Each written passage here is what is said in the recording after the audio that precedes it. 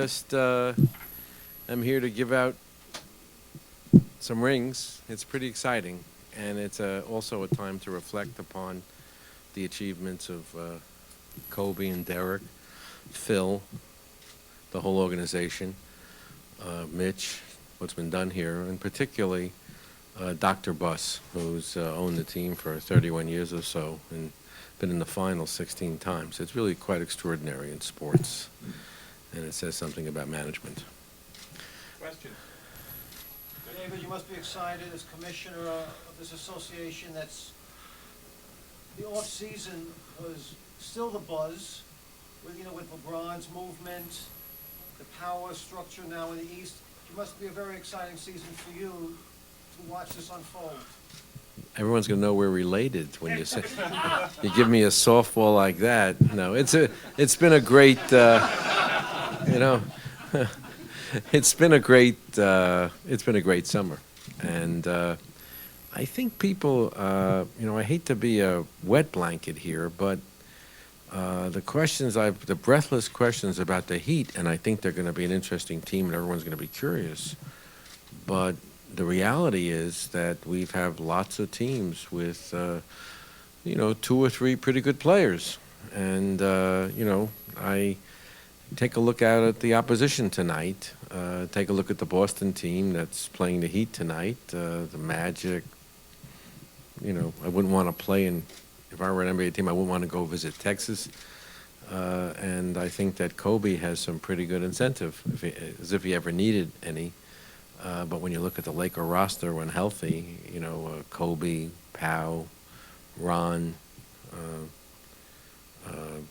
Andrew Bynum, Lamar, the season he had in the World Championship that he had. Before the game, I tried to buy, Ron's ring.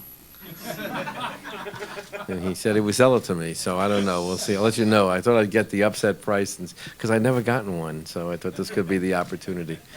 Commissioner, you mentioned a little while ago, you talked about giving out praise to everyone in the Laker organization. How surprised are you at how well they've done, let's say, just the last 11 years?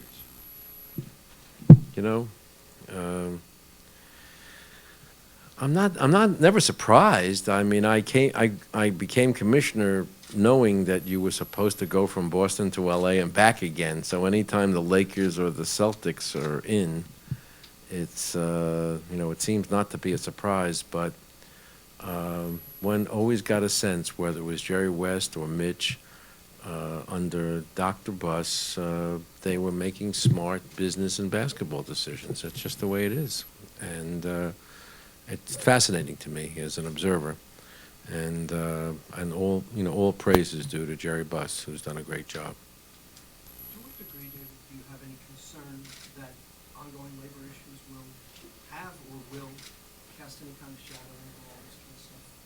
Do you have any? I can live with it either way. Me too. Okay, I think we're gonna have a great season, and we're gonna have I think that I'm watching the NFL. They're having a good year, record television ratings, good attendance, a lot of media coverage. Some they like, some they'd rather not have, but I don't think. And then there's this background music, which is of course inevitable. But we're going to have a great season. If this season is able to live up to its expectations, all the hype and all the attention, all the storylines, does that then become a factor in the Laker negotiations? For example, if this were such a great season, how can you put the brakes on this after what could be one of the memorable years in the NBA? We're wrestling. I'm wrestling with, because I've been at this for a long time. Sort of a quadrangulation that goes on in what's happening in our sport and in the world right now.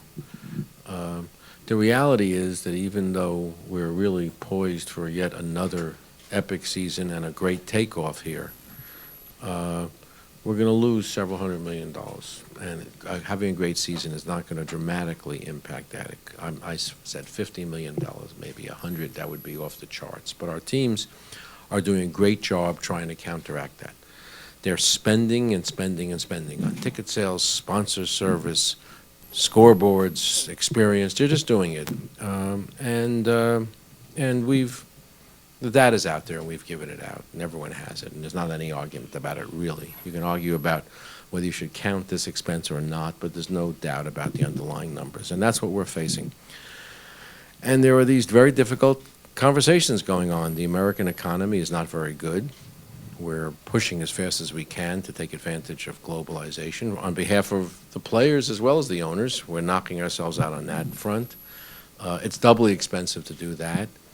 There are conversations going on within both sides. You know, when you have everyone knows that there's going to be a deal eventually, and it's very likely to look a little bit different than the current deal, and there are issues within any union about the superstars versus the regular guys. There are different views amongst the owners with respect to, you know, how much you need and how long you're prepared to take to get there.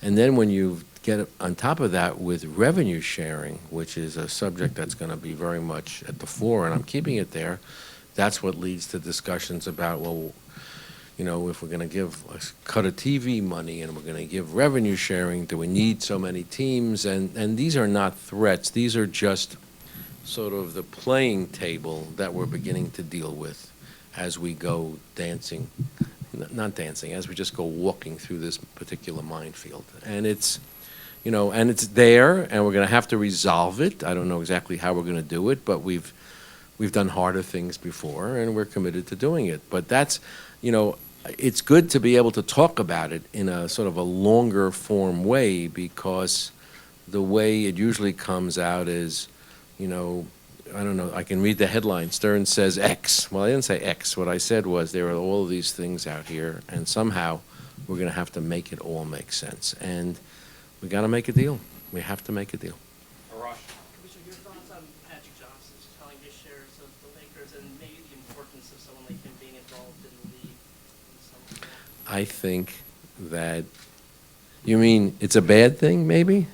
No. That he made money on his, you know, I think it's great that he's involved. I have no doubt he'll be involved again. And I think it's great that he was able to profit on those shares. He's a smart businessman and a Hall of Famer, and I want him to be happy. My guess is he's feeling pretty happy right now. And I have no doubt he'll find some good use for the proceeds of that. Hopefully some part of it will be in the NBA. Front row on the right. Billy Hunter complained over the summer that your operating process included things like acquisition costs that shouldn't be in there. Have you gotten any closer to agreement on this fundamental state of affairs? Yeah, we have. The numbers are the numbers. If under his, we have this nice conversation, say, okay, you think that maybe this much shouldn't be, so it goes from 380 to 320 or 290. Is that what we're arguing about? I mean, I don't think so. I don't think so. I don't think so. I think we gotta, you know, those are payments that our teams are making every year, and we're happy to have that conversation with Billy. I mean, we've given the tax returns and the financial statements, and we'll, you know, it's not what the numbers are, it's what we're going to do about them. If we're off by some, because he thinks that, you know, he also has said that we shouldn't include depreciation. So if we buy a scoreboard and therefore we depreciate it over 5 years rather than taking it as an expense, that doesn't count. It makes no sense. We bought the scoreboard. How do we do it? The law says we can't take it as an expense in the first year. We have to do it over 5. And so the depreciation is not just this phantom. It's the way you amortize the cost of an item. And so we love those discussions because we always, you know, we know what the numbers are. We've shared them. We love to share them. And they tell us, you know, because that's the only way to start a fair negotiation. Once or twice, David, you alluded to the possibility of contraction. How much of a reality is that? I don't know. I hope not.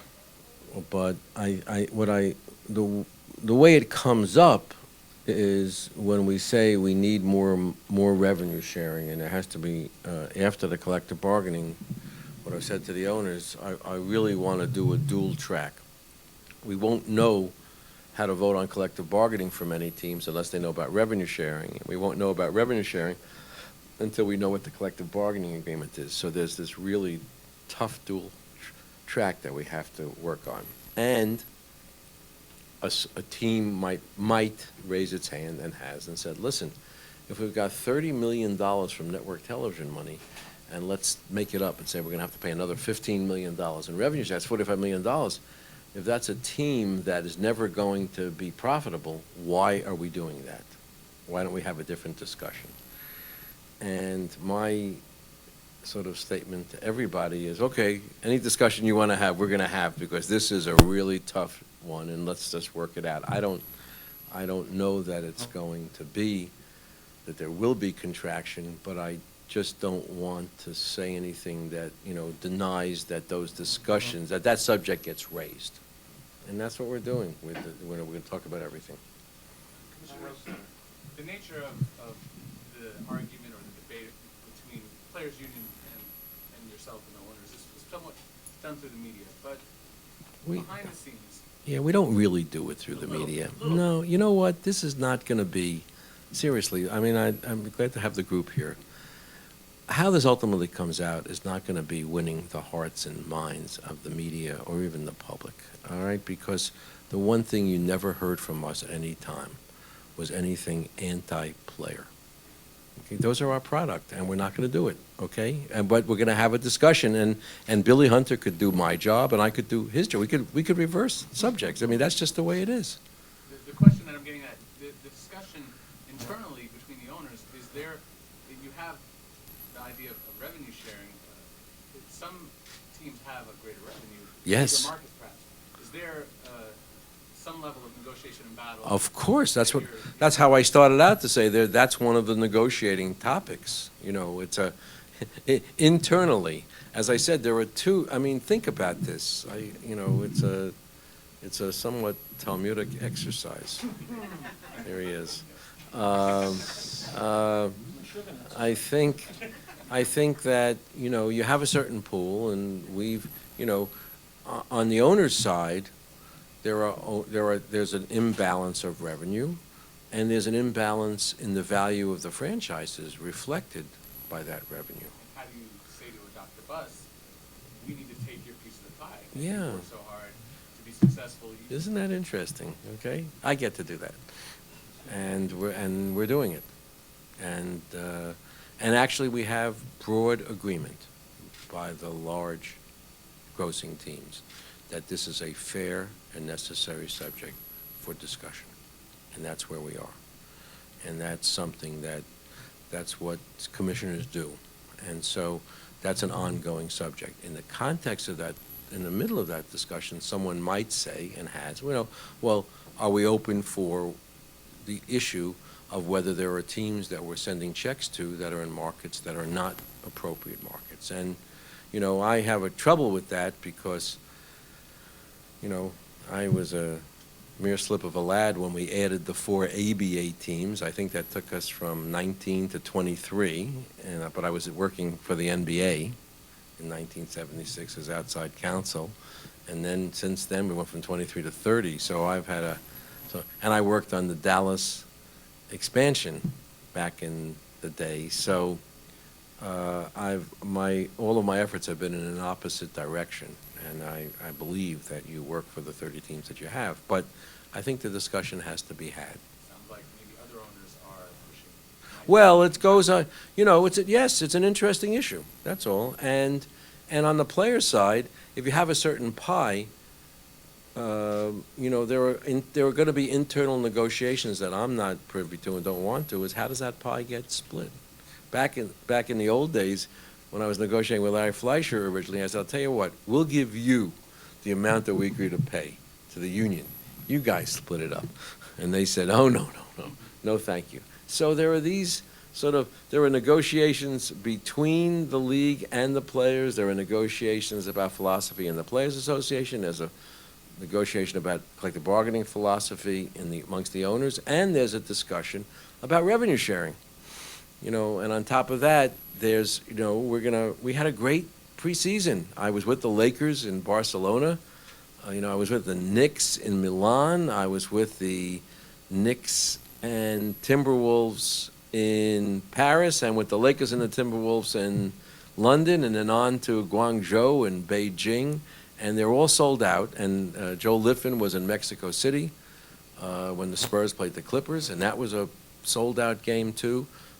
We've got enormous support for this game on a global basis.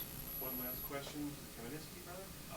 Beyond just the enforcement, technical, Oh, thank you. I was afraid we wouldn't get to it. I was, really. I really was. I appreciate it. What's the question? beyond just the enforcement of it, can you talk a little bit about the spirit of it? Yes. What exactly? Yes. The spirit of it is that our players don't do that in elementary school, junior high, high school, college, and then they get their masters in complaining when they get to the NBA. And that's not a good thing, because they're great players, and they should stop complaining, and they should play, because the more that they play, the more people love this game. And it doesn't, and that's what's behind it. Is there any degree of endorsement that's considered acceptable? Oh, of course there's, you'll see it as it plays out. There's, we reviewed the video with the owners that being sent out to the teams, of course. Just don't, it's hard. You know what's okay and you know what you don't like. And when somebody thinks they've been fouled and they spend, rather than getting back on defense, they spend the entire time explaining to the referee all the way up. Stop it. I mean, that's only designed to undermine the official. And I've been involved with the NBA more or less since 1966, and I'm still waiting for one call to have been reversed because of a complaint. Okay? So then what's the percentage? And really, and this from a fan of the game. I mean, our players are great and getting better. Okay? That's how extraordinary it is, and we think that they should. What do you want, to give out some rings or something? You got plenty. I don't mind. Okay, I love them. I love this game, and they should really play it, because no one has ever played it as well as they do.